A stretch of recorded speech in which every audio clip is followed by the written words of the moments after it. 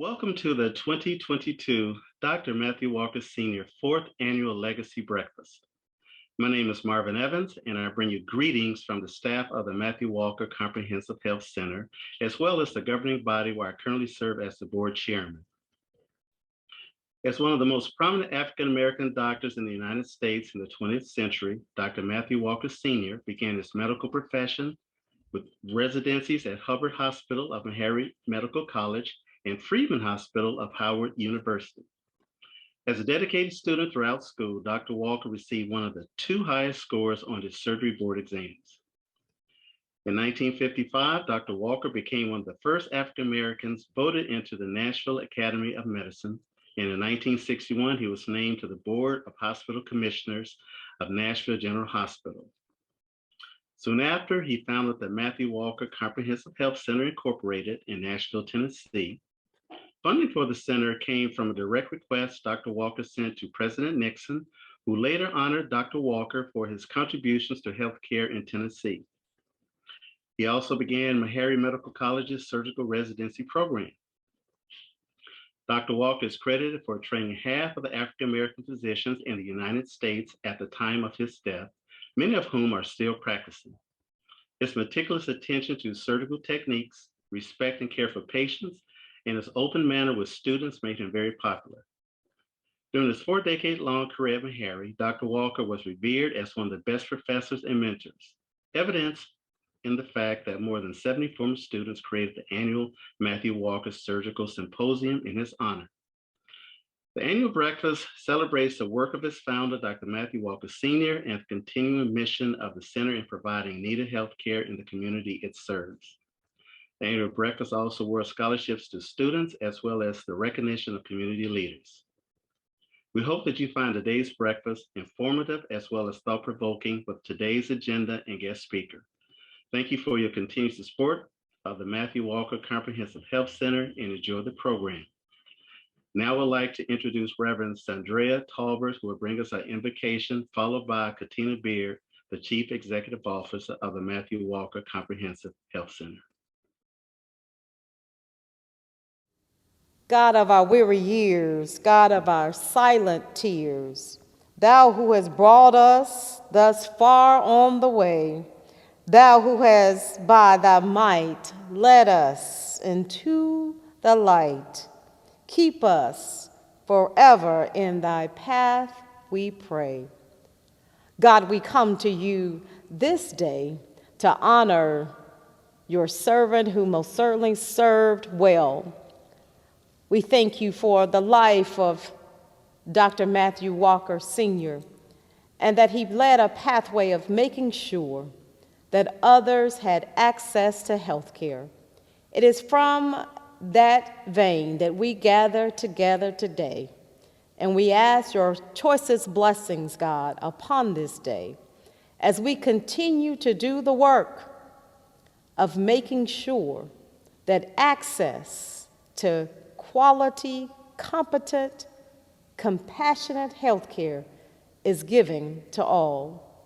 So God, most like the widow who gathered her vessels to take to her neighbors for them to fill up, we gather today to fill up the vessels so that life in abundance can continue. Fill us up today, God, with more of you, and that we most certainly will be better for coming this way. In the name of the one that is indeed the healer, in the name of the one that spreads his wings and healing takes place, in the name of the one that speaks a word of healing and healing happens. We call on that name, the mighty healer. And all of God's people said, amen, and God bless. Hello, I am Katina Beard, Chief Executive Officer with Matthew Walker Comprehensive Health Center, and I am grateful that you decided to join us this morning for our Dr. Matthew Walker Senior Legacy Breakfast. During this past year, Matthew Walker Comprehensive Health Center continued to serve our communities in response to the COVID-19 pandemic. We hosted several testing and vaccination events in Nashville, Clarksville, and Murfreesboro. Our largest event, Sleeves Up, included partners across North Nashville that resulted in vaccinating 2,450 adults. We continue to provide programs virtually to stay connected to our communities, including our partnership with AARP, offering a variety of educational activities. As the pandemic showed signs of improvement, we brought back our ASSAULT program, our Seasoned Adults Living Triumphantly, and our Dial Down Diabetes programs in person, all the while continuing to provide quality healthcare, serving over 18,000 patients. Over the year, we were honored with various achievements, including our Joint Commission accreditation. We were awarded the 2021 SAGE Award from AgeWell for our work with older adults. And we were also recognized and awarded the Bank of America Neighborhood Builders Award for 2021 in our efforts to employ individuals residing in North Nashville, training them in healthcare-related careers. Matthew Walker Comprehensive Health Center continues to stand at the forefront of responding to the needs of our communities here in Nashville, in Clarksville, and in Smyrna. I could not let this moment go by without recognizing the loss of Dr. Matthew Walker III. Matthew was a pivotal point and partner in bringing this legacy breakfast to bear early in the former years. We have missed his energy, his humor, his large, gregarious words. We miss his spirit, and we wish that he were here today. So in honor of him, we pay tribute. Hello, my name is Nicole Walker, and what I'm here for is to share with you a little bit about my brother, the late Dr. Matthew Walker III. When I think about who he was as a person, I think of two words that would represent him: family and a gardener. First of all, he loved his family. His heart was always at peace when he was around those that he loved. Whether we were sitting at the table, having a conversation, even if the conversation was about something sad, he would always find a way to bring a positive spin to it. I would call him a catalyst of conversation. Somehow he would manage to make others around him feel as confident and as assured as he felt. And he gave of himself, he gave of his intellect. I would say that he was a person that he was a gardener of ideas. He believed in finding what you are passionate about and helping you to achieve your dreams. Even things that you hadn't thought about doing, he would tell you and show you how you had the potential to reach your goals. So I could definitely say that that's something that made him special and set him apart. I could definitely say that that magnetism is something that he shared with my grandfather, the late Dr. Matthew Walker Sr. And I could definitely say that it was inherited and passed down. So it's such a blessing to be a part and to see that Matt's legacy and my grandfather's legacy continue to live on. Thank you.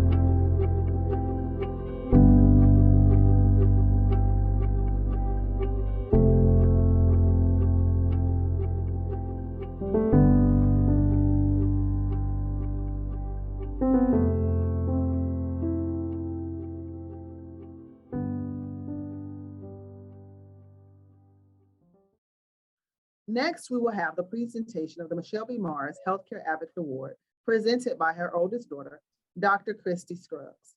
Christy took to heart that she could do anything that she set her mind to and pursued her degree from Xavier University in Louisiana, also the University of Alabama at Birmingham, and Meharry Medical College. Dr. Scruggs has taken her professional experiences and curated a career of service. She serves with the Tennessee Department of Health as a senior project manager for almost 5 years. And in service to her community, Dr. Scruggs volunteers her time serving on multiple boards and service organizations. Please welcome Dr. Christy Scruggs. Good morning again. I'm back, and it is my honor in this segment to also present the 2022 Michelle B. Mars Advocacy Award. This year's recipients are beyond a shadow of a doubt meet the criteria of compassionate commitment to their cause. This year, we present the Advocacy Award to the Equity Alliance's co-founders and CEOs, Charlene and Tequila. These recognized community leaders are powerhouses, individually and collectively. As a nonprofit advocacy group, the Equity Alliance seeks to equip citizens with tools and strategies to engage in the civic process and empower them to take action on issues affecting their daily lives. It is with great honor that I present this award, as I see a reflection of my mother in their work, not only to educate and empower people of color, but also in the power of our vote and the doors it unlocks. Congratulations, Charlene and Tequila, on your team at the Equity Alliance on being the 2022 Michelle B. Mars Advocacy Award recipients. Thank you so much. It's such an amazing honor to be recognized by your peers, but to be recognized and compared to such a powerhouse.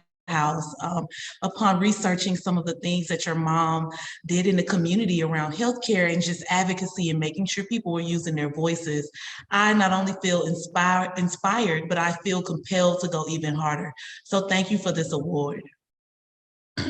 Thank you. This is such an honor to be recognized by people in the community who are doing as equally important work as we are. And as I think about just the need for people to have healthcare, especially during these tough times of the pandemic, I'm just honored that such an esteemed organization such as the Matthew Walker Comprehensive Health Center recognizes us. And this award being named after your mother, who saw a need in the community, who saw a need and raised millions of dollars and sprung into action. That is the essence of how the Equity Alliance was formed. We saw a need for Black voter engagement in a way that has never been done before, and we sprung into action, and here we are today. So thank you for recognizing the tireless, thankless work that sometimes goes into this, and we are just honored to be recognized. Thank you. Thank you guys for all the work you've done. I know I've sat in on some of you all's presentations, and you all are truly the epitome of that work. Thank you for your work. Next, we will have the presentation of the Dr. Matthew Walker Senior Legacy Award being presented by Dr. Candace Coney. Dr. Coney is the granddaughter of Dr. Matthew Walker Sr. She currently resides in Newport Richey, Florida. She is a proud graduate of The Ohio State University and currently serves as a consultant to Unilever, creating COVID policies for over 10,000 employees. She has also provided consultation for healthcare IT regarding chronic disease management and aggregated data. Please welcome Dr. Candace Coney. I'm Dr. Candace Coney, and I'm here to present the Dr. Matthew Walker Senior Legacy Award for April 2022. And I wanted to start off with a few comments about Grandpa, and then I will talk about our honoree. Grandpa was always striving to be more, to know more, and to do more. Whether it was mastering the violin at a young age, having award-winning hunting dogs, or creating in himself an outstanding physician and community advocate, Matthew Walker Sr. MD's star cast a brilliant light. You may know that Dr. Walker Sr. was the consummate teacher. And during his years as a resident at Meharry, there was a shortage of teaching staff. And at that time, Dr. Walker was asked to step in and fill in the gap. In those years, he taught physiology, topics in gynecology, otolaryngology, anesthesia, and ophthalmology, among many others. I think he held a special place in his heart for anatomy. He taught me at a young age. After a hunting trip, he shot a raccoon, proceeded to open the abdomen, and he encouraged me to touch and take out the intestines. And I spread them out as far as my 10-year-old arms could stretch them. You see, Dr. Walker was ready to train anyone willing to put in the effort to learn. He was very proud that he trained Dr. Dorothy Brown, the first Black woman surgeon of the South. His own daughter, Charlotte Rose Walker, was a local surgeon. Dr. Matthew Walker Sr. encouraged young girls and women to think and dream big. And I know that he would have been thrilled at the rise of Dr. Robin Williams, our honoree today. Dr. Williams attended Johns Hopkins University undergrad and then went on to study medicine at the University of Maryland School of Medicine. She said that the only area that brought her joy was surgery. And in 1994, a young Dr. Williams came to town to join the surgical faculty at Meharry. Dr. Williams, I had the opportunity to meet you on a few occasions. And I recall that you were good friends with my aunt, Charlotte Walker. And when I was a young woman, you made a great impression on me. And I recall that Charlotte was always speaking about you in high regard. Do you remember those days? Yes, I do. Oh my goodness.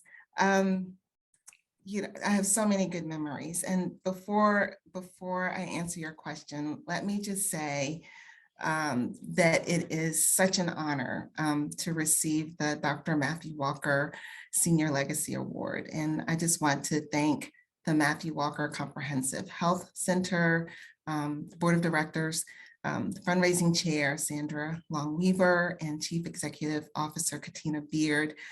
When I heard the news, I was absolutely stunned and simultaneously humbled.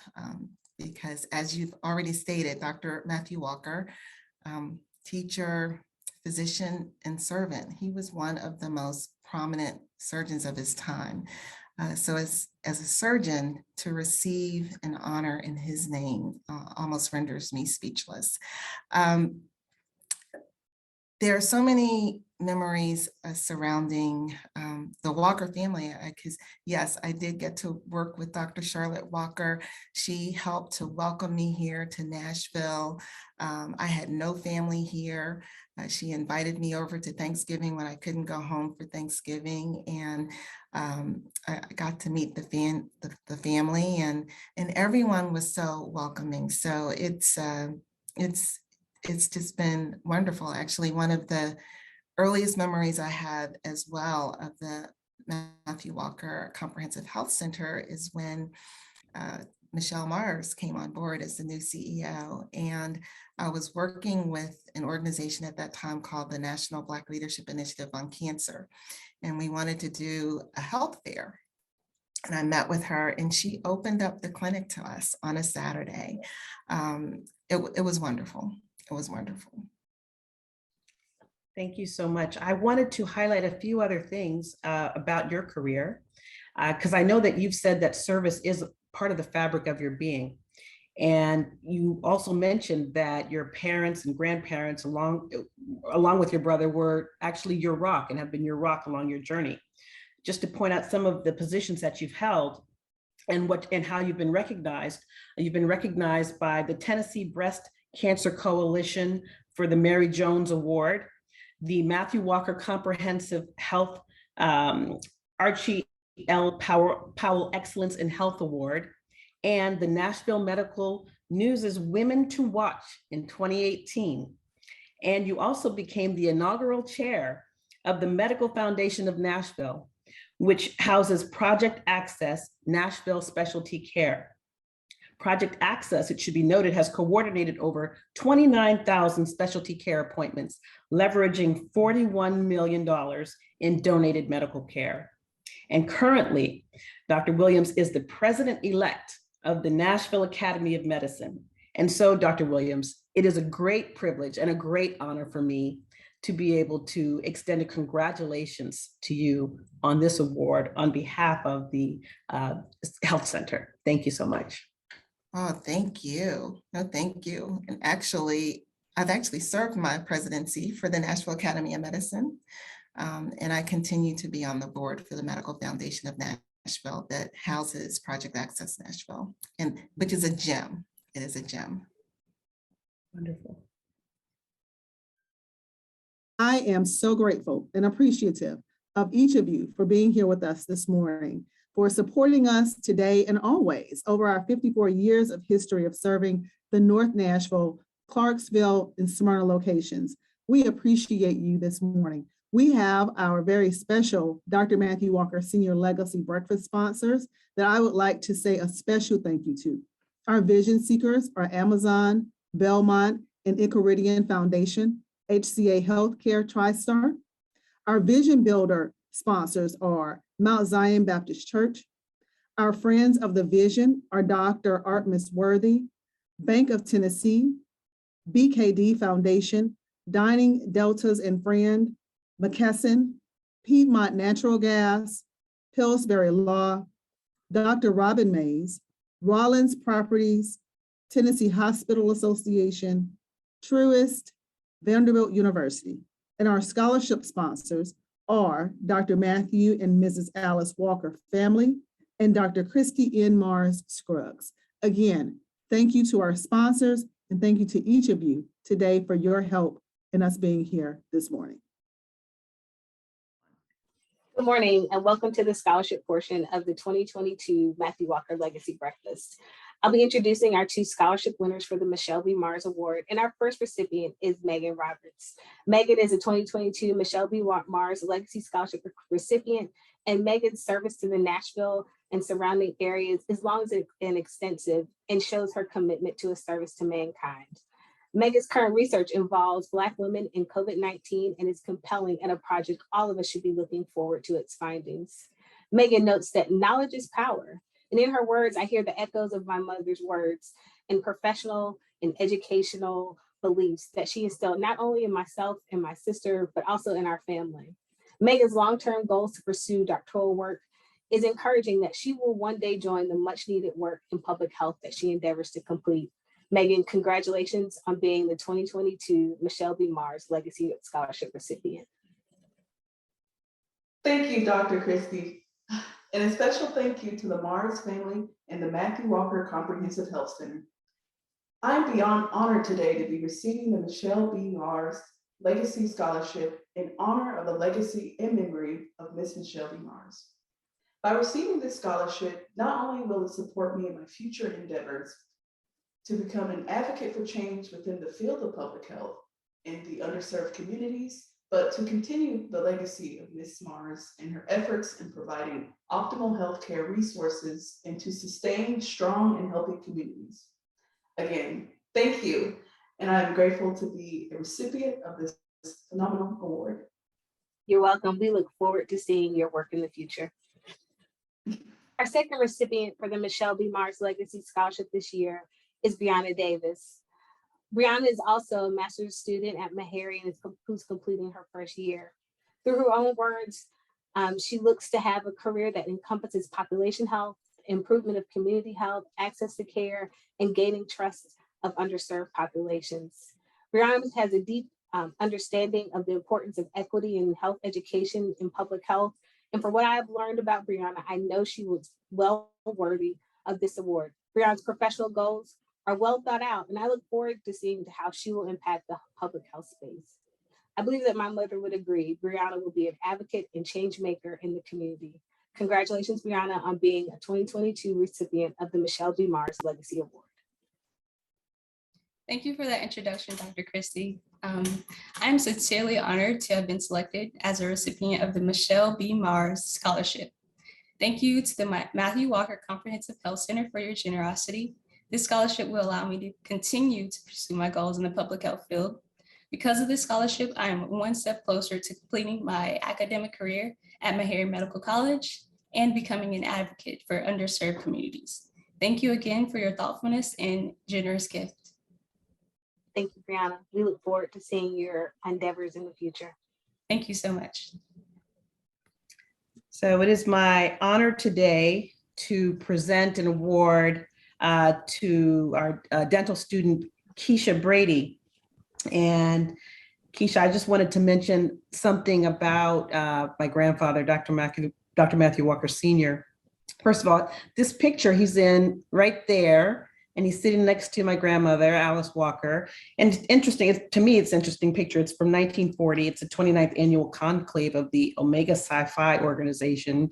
He was in that fraternity, and it was held here in Nashville. He wanted to attend medical school with his best friend, Bickham. And for some reason, Bickham was unable to, there could have been financial reasons. Bickham was unable to go to school. And it was something that my grandfather really wanted to do. And so he ended up going on to medical school. And it was something that he was committed to. And I saw that something like that in you, your commitment to dental school. I saw that initially you taught high school for 13 years. And from what I was reading, your students didn't want you to leave. So you were very No, committed. not. You're very committed to your passion, though. And I think sometimes, even though you were a great teacher, sometimes you have to leave and follow your dream.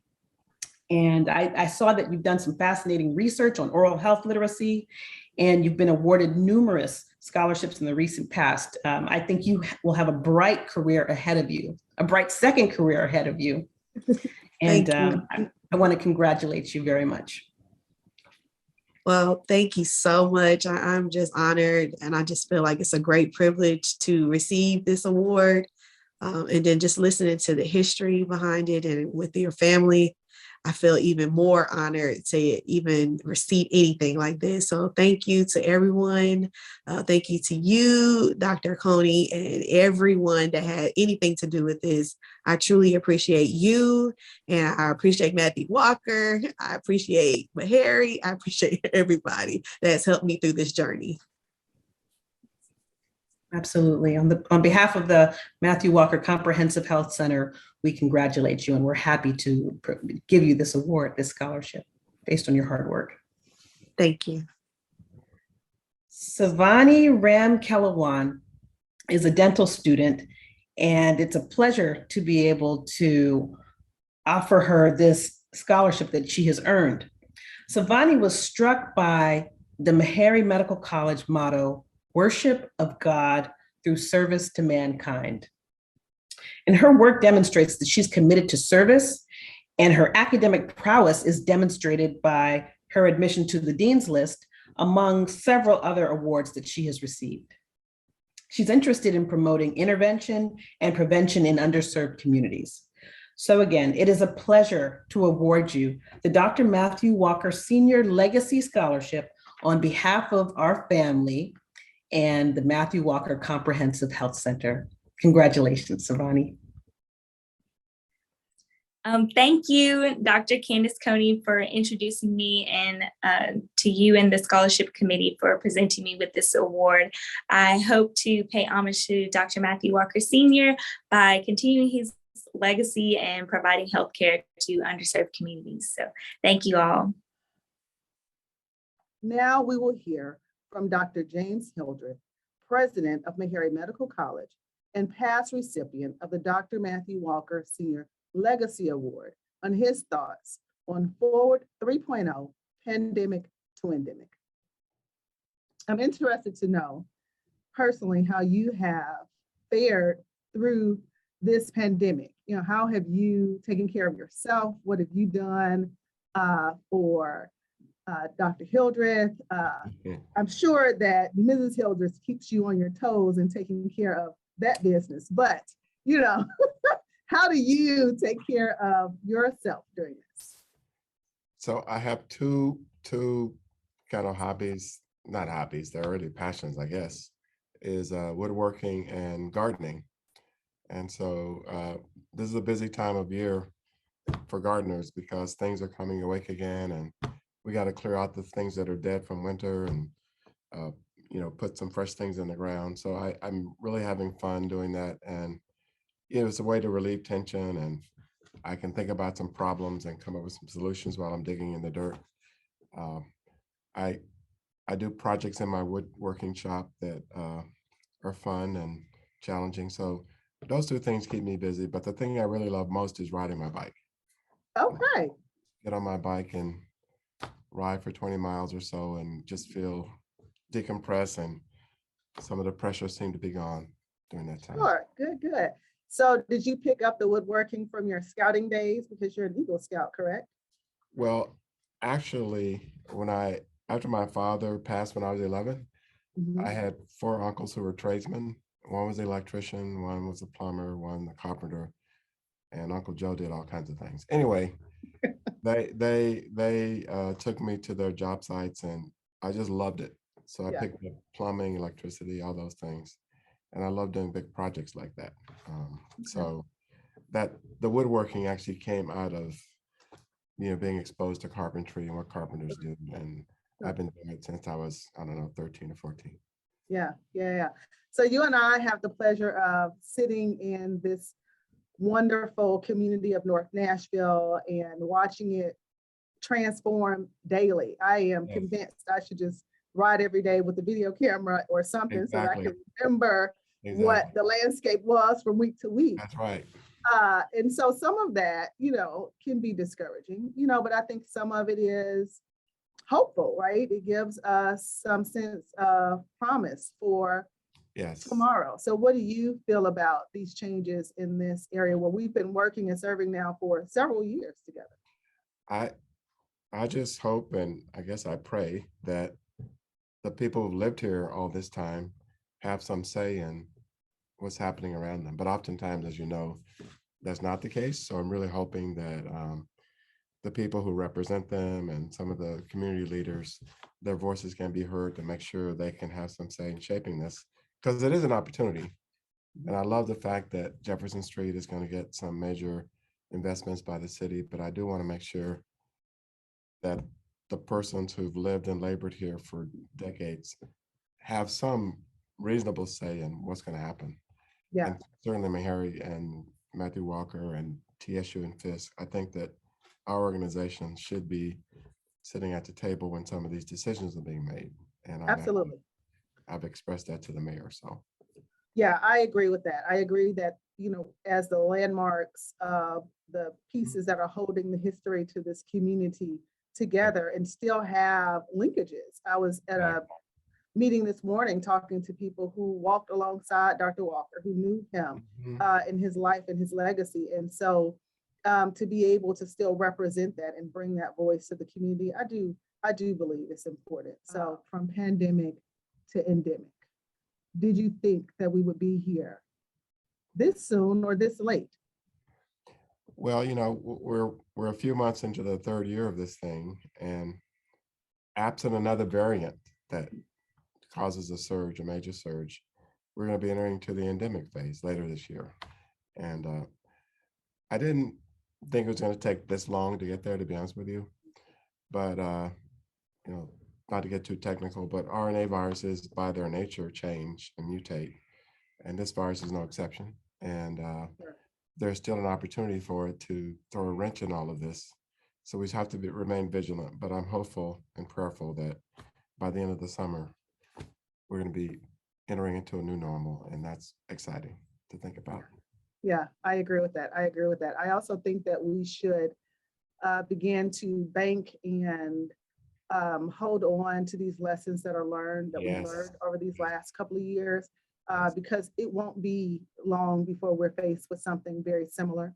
That's right. And how do we respond to that? Here in North Nashville particularly, I think every couple of years we're faced with how do we respond to the tornado, or how do we respond to some, natural event that happened to us. And so we probably are experts in emergency preparedness in this community. And so I think we have lots to share with individuals, lessons of policy and implementation, but also resiliency for our organizations and how we grow and thrive and flex with the changes that are called upon us to respond to. That's right. And I tell people that it's interesting to me that some people found it to be an epiphany that our organizations could step to the forefront and be so impactful in all of this. But we've been doing, as you know, Katina, for a long time. So it's not Sure. an activity at all. It's just who we are, what we do. Right. We were born out of that. You know, Exactly. Dr. Walker bore this organization out of a requirement to respond to the health needs that were occurring in North Nashville then that are occurring now.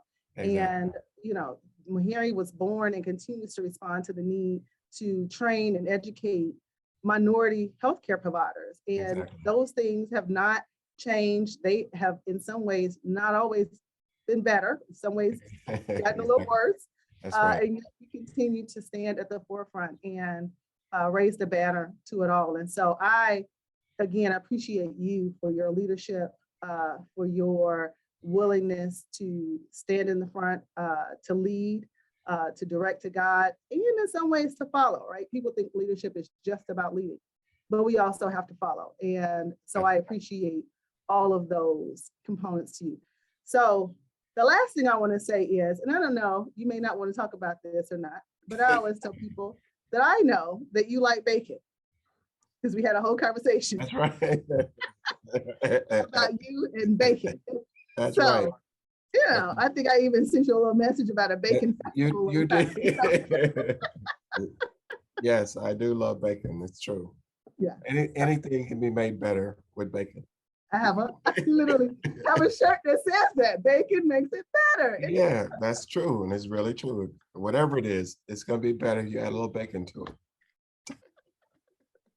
I think those are the wisest words I've heard outside the pandemic. Like, just get a little bacon with that. Yeah, that's exactly right, Katina. Just add a little bacon. No, but you know, I tell people who go on diets, you can't deny yourself totally of the things you love because it's not going to work. You got to be disciplined about it. So for me, after I ride my bike and I'm tired and sweaty, I come home usually on Saturday afternoon and I have a bowl of Captain Crunch cereal, some bacon, and I watch SpongeBob. Okay, so imagine that.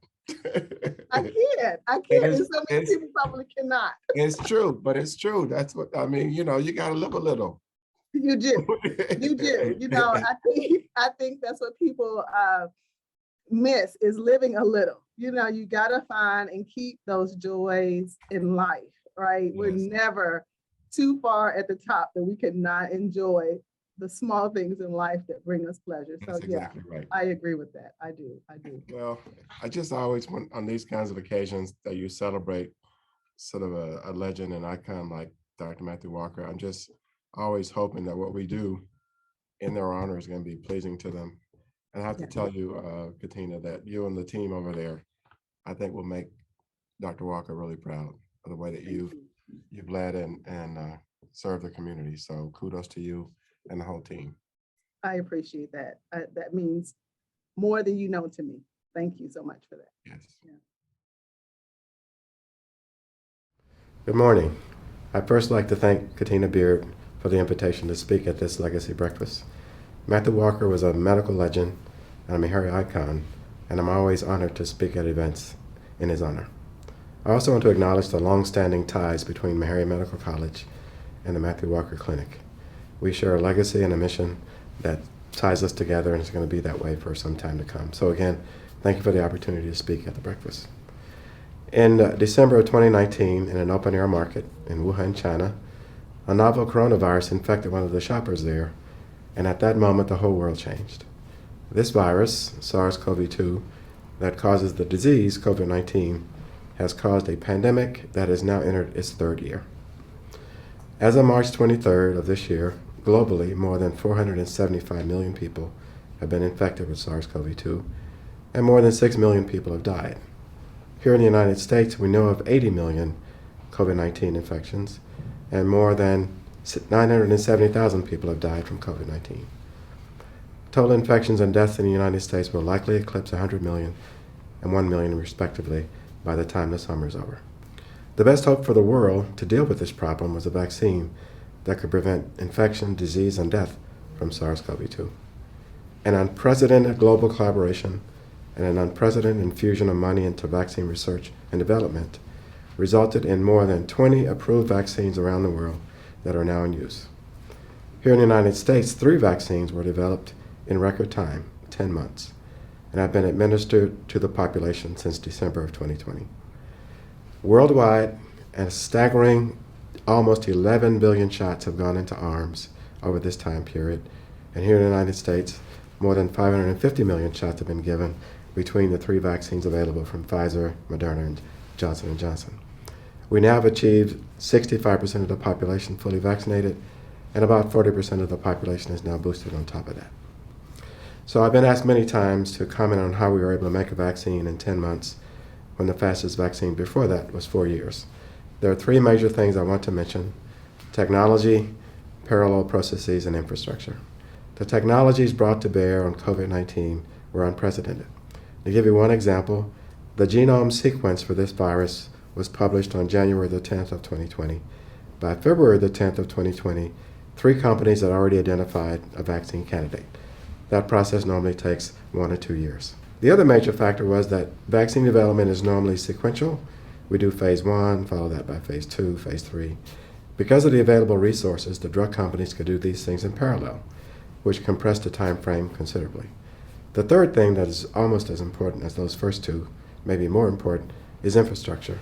For the last 30 plus years, we've been trying to develop an HIV vaccine without success. We don't have a vaccine, but what we do have is an infrastructure that's pretty amazing. We have scientists, facilities, protocols, and technologies globally that in February of 2020 pivoted from HIV to COVID-19. And as a result of these 3 things, technology, parallel processes, and infrastructure, we did something in 10 months that before that had taken at least 4 years. Another thing I'm asked often is about the involvement of minorities in this process. People of color in this country have a warranted mistrust of medical research and medicine going back to 1619. Everyone knows about the Tuskegee experiment, but there's also involuntary sterilization of black women and brown women. There are a lot of reasons to have this mistrust. But in this case of COVID-19 research and vaccine development, things were different. One of the scientists who laid the foundations for mRNA vaccine is a brilliant young woman, black woman from NIH, who's now at Harvard, Dr. Kizzmekia Corbett. When the vaccines were in trials, there's something called a data safety monitoring board that has the ability to stop the trials if they think that the safety is not there. And on those data safety monitoring boards were lots of people of color, including my friend and colleague, Dr. Lisa Cooper from Johns Hopkins. Then once all the trials are finished and the data goes to the FDA, a panel of scientists, independent scientists, get a chance to review the data to make sure that it's safe and effective. And on that panel is myself and one of my colleagues, Dr. Ophelia Fuller from Michigan. She's another scientist of color. So in the case of COVID-19 vaccine development, this was very different because people of color have been involved at every single step. One of the things that's really important to know about COVID-19 is that it's not an equal opportunity disease. We saw in China early on that if you had an underlying condition, hypertension, diabetes, ischemic heart disease, chronic lung disease, if you smoked, you were 70% more likely to die than someone who did not have those things. What does that mean for us? Well, here in the United States, we know that minorities have a much higher frequency of all those things than do the white population. So what we found was that here in the United States, if you were black or brown, that is Hispanic or African American or black or indigenous, you are much more likely to get severe disease and die than if you were white. And the CDC has collected the data to show this, that for American Indians, African American, Hispanics, we are 2-fold to 3-fold more likely to get disease and to die from COVID-19 than the white population. This was also true for children.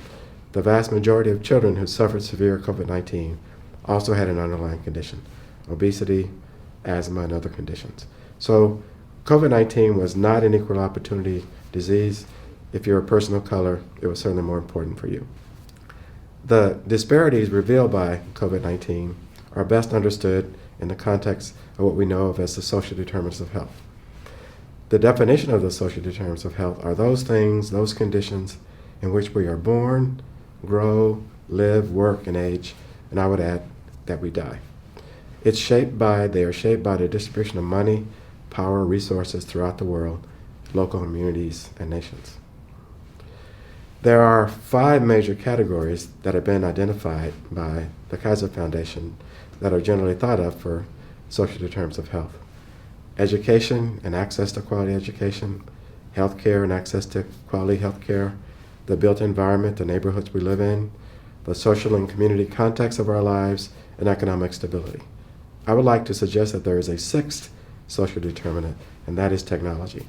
The COVID-19 pandemic revealed a huge technology gap in our country where we had to pivot to telemedicine or pivot to virtual learning. It was clear that minority communities were disadvantaged. But underlying all of those things, the wedge that separates people of color from good health, when you get right down to it, is systemic racism.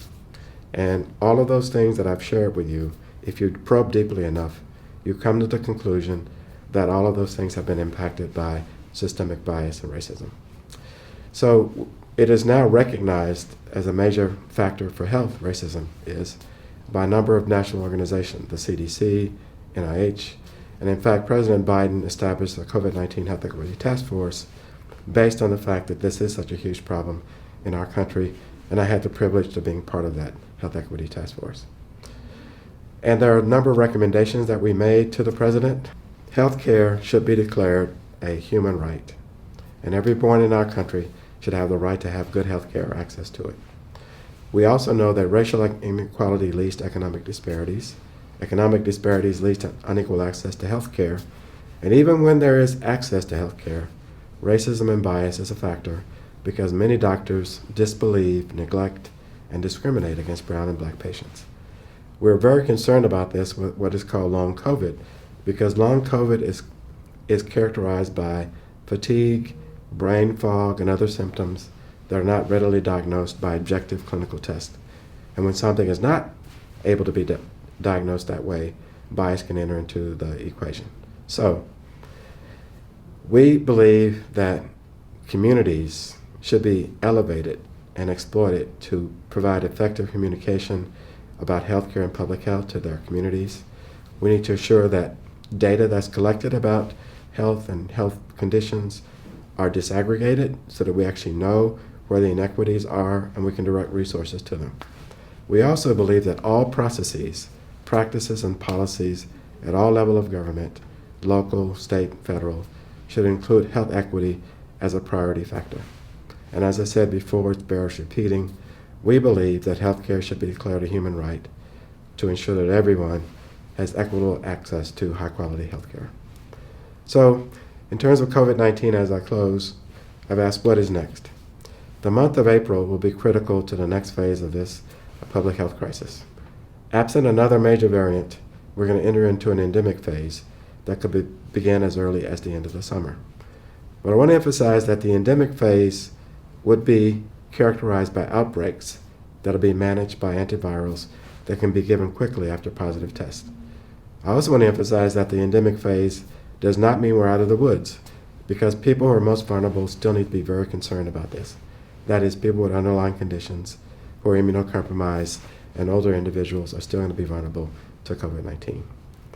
We also have to remember that humans are the vectors for SARS-CoV-2, and thus our future with respect to COVID-19 is always going to be linked to what happens in the rest of the world. As long as interstate and international travel are common, this is going to be a problem shared by all of us. So I'm just urging all of you to remember the pandemic is not over, and please take the steps necessary to protect yourself. Thank you very much. Good morning. I'm Sandra Long Weaver, a board member and chair of the fundraising committee for today's Legacy Breakfast. Thank you for joining us. And congratulations again to our award recipients and our scholarship winners. We're very proud of your work. And thank you to Dr. Hildreth as our speaker today. We learned from him that people of color have been involved in every step of the process of creating vaccines against COVID-19. He also discussed how systemic racism has an impact on diagnosis and treatment of patients. And I was also struck by the call for access to healthcare to be a human right. very important, and something that Matthew Walker has been doing for 54 years, treating patients as humans, making a difference in their lives. The agency does not just go through the motions of treating patients, but also helps them to thrive as individuals and families.